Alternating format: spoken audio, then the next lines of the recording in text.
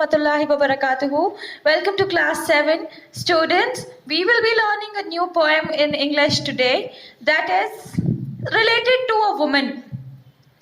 And it's related to a mother, and it is also related to the natural calamities. Okay? So, before we start up with the poem, can you tell me how much do you love your mother? Yes, this much. The amount of love towards our mother is limitless. We do not know. Yes, isn't it? So, here, this poem, Her Head. What do you understand by her head? Now, don't tell me, ma'am, her head. When you argue with your friend, you'll complain to us telling, ma'am, her head, right?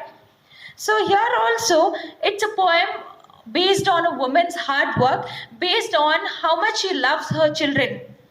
And it is also related to a natural calamity wherein she faces it with so much of confidence and without getting tired. She tells that even sun and neither the wind can stop her doing it. So let's see who is the composer of this poem, and then we'll read the poem. So Her Head, it's composed by Joanne Murray, and she's an American poetess. She's written this poem related to South Africa. Yes, we know South Africa. Africans were ill-treated very badly. They were ill-treated. They were considered to be as slaves. They were sold in the markets. Yes. And how can you imagine how they were sold in markets? For example, when you get into a market, I'm not talking about malls, I'm talking about normal market, and you find vendors selling those vegetables, fruits, and they shout out at the top of their voices telling, they attract people by their voices telling it's the cost of this is so much. Yes, so those days also, Africans were treated in that way. They used to take them to markets, sit in a place, and they used to sell them to Britishers. And Britishers made them their slaves, and they were very badly, ruthlessly they were treated. At times they were beaten black and blue. So here, in this poem, Joanne Murray is telling us that South Africa, a part of South Africa was given to black people. I hope you're understanding black people. People from African region are dark in complexion. So we do not have to ill-treat them telling they are dark in complexion. Because it's God's gift. We cannot change our color. Right? We need to be happy and content with what we have and what we are.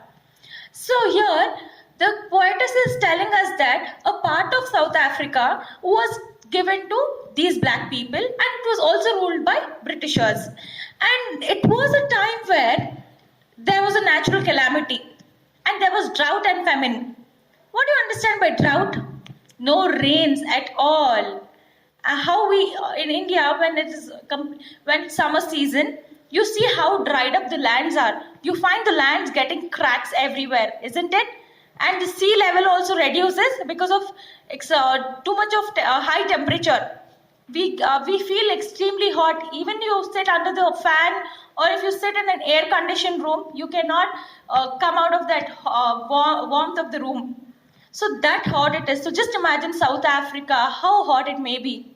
And what is the situation faced by those people. So here, in this poem, we learn about how she faces it, and she has 3 kids. Out of those 3 kids, 1 child is extremely sick. And how do you manage your life without water? Can you imagine your day without water? How difficult it is to survive without water, isn't it? Yes. So let's see how a mother is showing her love towards the child, as well as how her hard work and love towards the children, and moreover her confidence of not getting backward by listening to people telling that, no, why are you going so far? Why do you want to walk so many miles to fetch water from the well? So this is what we learn from this poem. Okay, so let's read the poem now. Her Head by Joanne Murray. So see students, you need to pronounce this as Joanne Murray. Okay, it's not Murray. Near Ekurhuleni in Natal, South Africa, a woman carries water on her head. After a year of drought, when one child in three is at risk of death, she returns from a distant well carrying water on her head.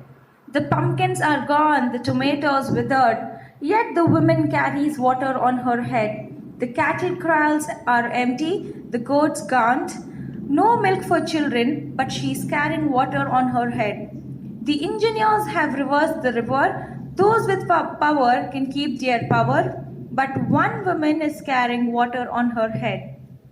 In the homelands, where the dusty crowds watch the empty roads for water trucks, one woman trusts herself with treasure and carries water on her head.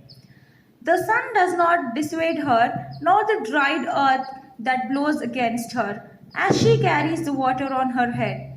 In a huge and dirty pail with an idle handle, resting on a narrow can, this woman is carrying water on her head.